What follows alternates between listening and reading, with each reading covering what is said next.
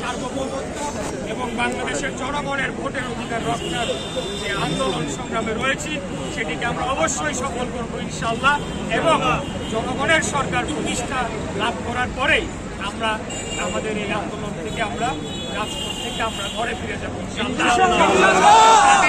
যত দ্রুত সম্ভব বাংলাদেশে জনগণের সরকার প্রতিষ্ঠা করতে হবে এবং সেটার জন্য একটি অবিলম্বে একটি জাতীয় নির্বাচনের রোডম্যাপ ঘোষণার মধ্য দিয়ে আমাদের এই গণতন্ত্রের পথযাত্রায় অগ্রযাত্রায় যে আমরা আন্দোলন করছি সেটিকে ত্বরান্বিত করার জন্য অবিলম্বে পদক্ষেপ নিতে হবে।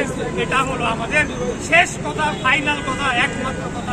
যেভাবে হয়েছে আমরা বহুত লড়াই আন্দোলন সংগ্রাম করছি, আমরা কোনো কিছুকে ভয় পাই না।